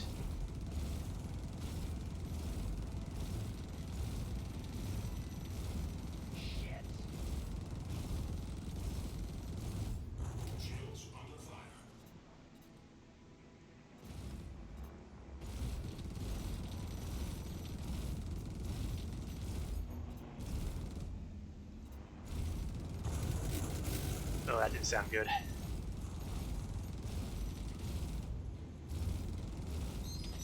Oh, that's even less good. Someone's got missile lock on me. And oh man, my ship looks awful. The good news is the bad guys are down. Oh, let me rephrase that. My primary bad guy is down. That's the good news. It is the only good news because my ship looks like, well, let's just say that I'm missing most of my ship again. I mean, let's take a look. Let's take a look at the exterior, shall we? I think I look even worse than I did the last set of damage I took. At least then I only looked like I was missing a wing broken off. Now, well, let's angle it a bit so the sun shines a little brighter on everything.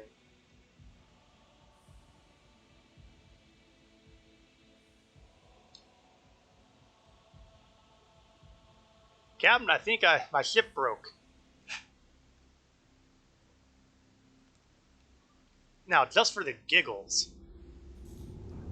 let's turn off the engines so that, you know, contact.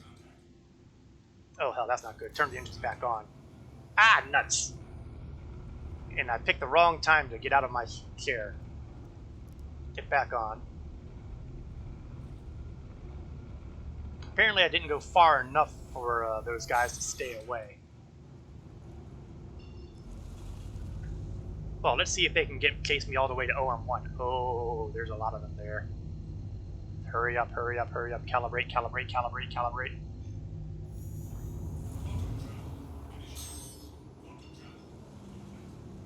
And while we're at it, why don't we just target Everest Harbor?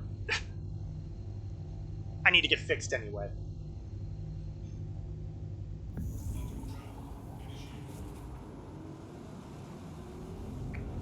Now, once we get to a point where I can stop the ship, we're going to see exactly what it looks like to have everything damaged. And that's why Legend leaves the hold function on exit seat enabled. Yeah, well, you know, there have been enough times where I prefer to have that one keystroke as opposed to hold it down. Time does become an issue sometimes. Now, as you can see, I've got the emergency lighting on from all the damage here. Let's see if there's anything on fire. Well, it doesn't look good here, does it? I mean, the coffee maker's shot. I will never forgive them that. Smoke coming out everywhere. Let's open up some of the storage closets, see if there's anything wrong in there. No, they're just normal. Just for giggles, what's it look like back here? It actually looks like it's in decent shape back here. Let's see if the quantum drive's on fire. No, quantum drive looks like it's intact. So, you know, emergency lighting, but apparently the essential core of the ship is at least in good shape.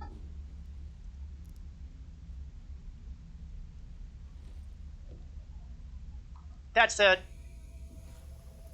we probably don't want to be taunting fate too much here. Okay, Everest Harbor.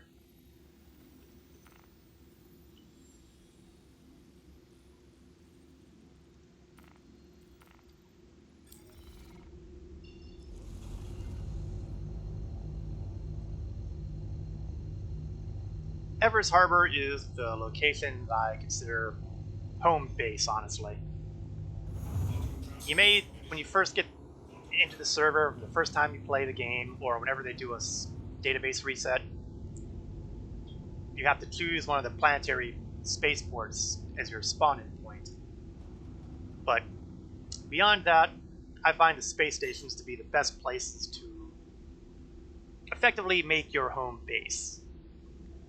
Because it's very easy to get from the habitation unit to your starship in a short period of time. Now, there are a couple downsides, like the fact that other starships from people who are, shall we say, criminally inclined, can and will take pot shots at you. And while you can rely upon the station defenses to open fire on them, that doesn't stop them from hitting you. But aside from that, and that doesn't happen nearly as often as it sounds. Certainly not if you're in a fighting ship like a Vanguard would. You're more likely to find little irritating pirates going after you if you're flying a cargo vessel.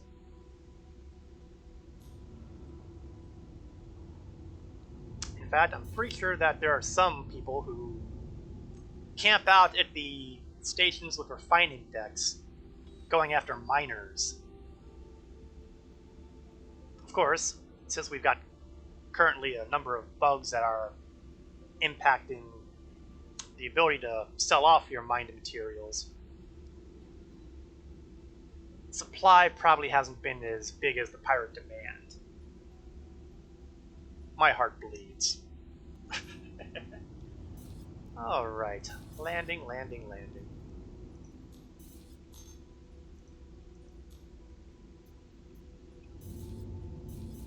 Let's see if they put me at a landing bay that's remotely close to where I'm heading.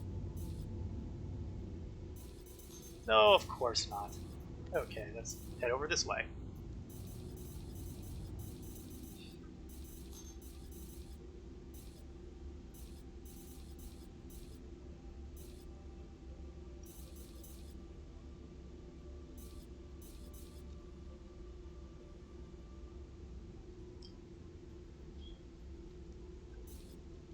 The nice thing about landing spaceships is that you usually don't have too much problems with momentum.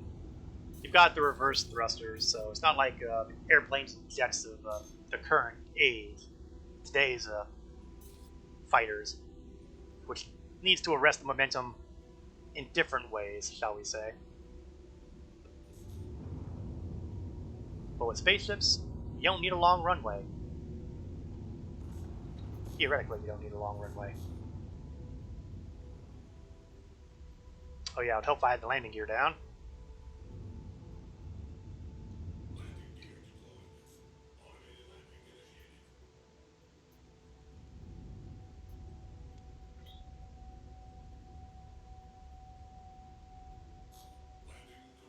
Oh, I still have my light on. Landing complete. Have a pleasant stay. Okay, now for the moment we've been waiting for. Let's see where the money is at. I am currently sitting on 2,916,299 AUEC.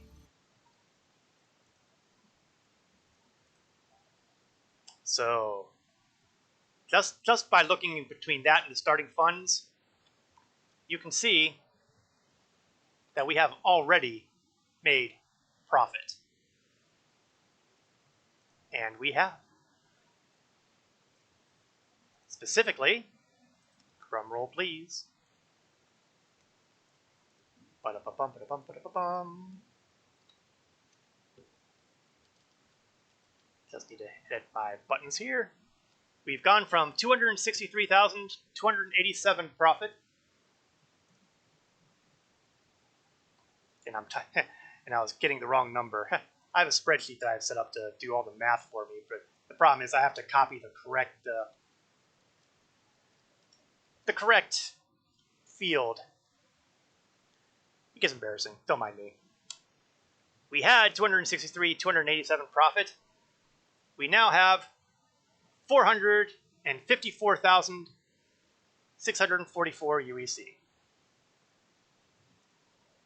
We made about 191,000 profit today. And that includes the price of the rental. So if I hadn't had to rent, well, okay, technically speaking, if I hadn't had to rent, I probably wouldn't have quite this much profit. But we've made a pretty good amount of cash, and we didn't have too many things stepping on our activities. We had some damage to repair, we had a server crash. But for the most part, we were able to run through at a pretty significant rate. All in all,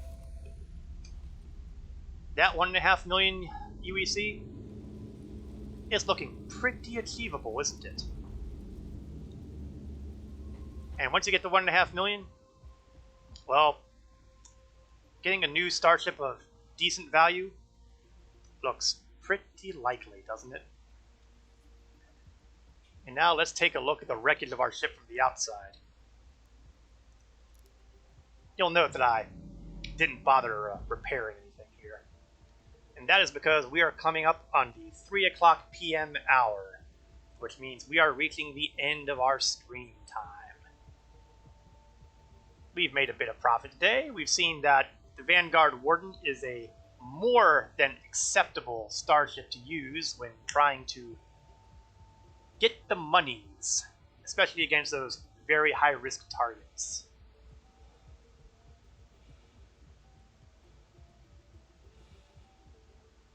So next week, I will be returning 1 o'clock p.m. Eastern to roughly 3 o'clock p.m. Eastern, depending on where things are at.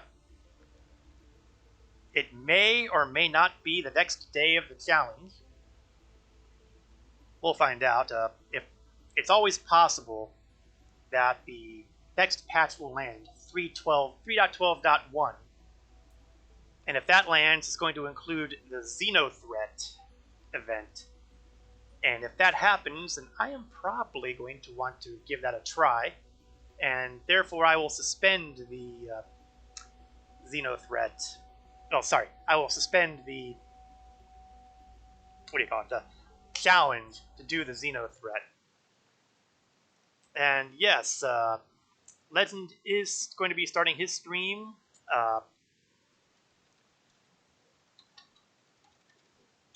We'll give him a shout out here. He's been doing a lot of the Forest, which is a different kind of game than Star Citizen. This is one of those survival games, so he's going to be streaming that shortly, like probably in about 1 minute or so. In fact, if you have your stream running, I will do something that I almost never do, and I will raid your channel.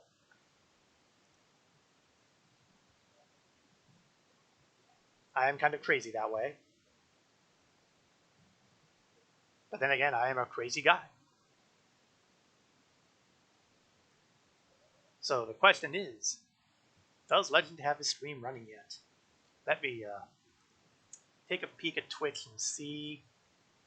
Give him a minute. Ah, so that's the way it's gonna be.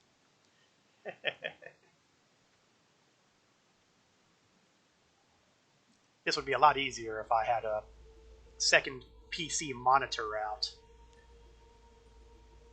My setup is not nearly as high-tech as other streamers.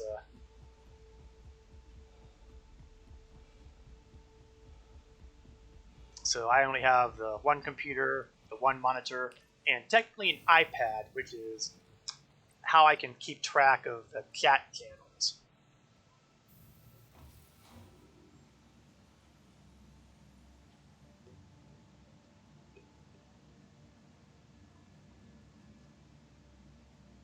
Depending on how vicious the Xenothreat is, presuming that that occurs in the next weeks, I have no idea what ship I'll be flying, or I might actually be flying in somebody else's ship manning a turret. The nice thing about this game is if you cooperate with people, you can do all sorts of stuff.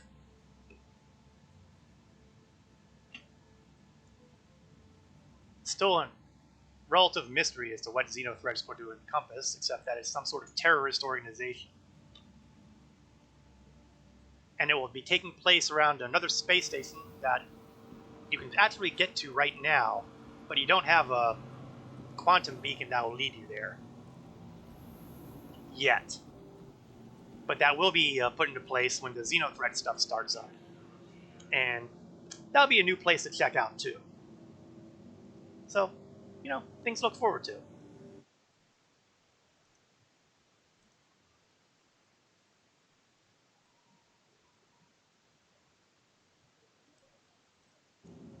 Okay, other detail is that I also stream on Wednesday evenings from roughly 8 o'clock p.m. Eastern to 10 o'clock p.m. Eastern, where I stream Star Trek Online, where I'm presently going through the Delta Quadrant missions.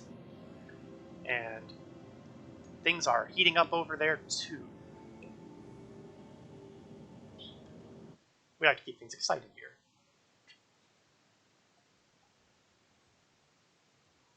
Still waiting for Legend to actually start the stream so I can send the raid over. Some of which will probably be bots, so you're welcome.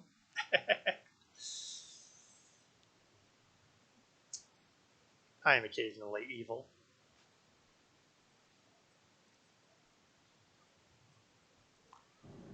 Well, what else to fill the moments with?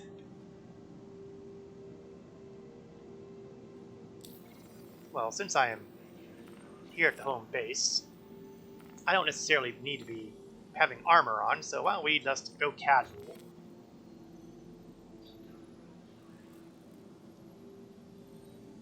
And this is a general look that I tend to keep with, well, any MMO that can support it, actually. The bald guy with the long coat. I am remarkably consistent in my character avatars. Oh, no, that was the jump key, not the up key. Playing with the camera is a little entertaining sometimes. And he is on, or so it claims.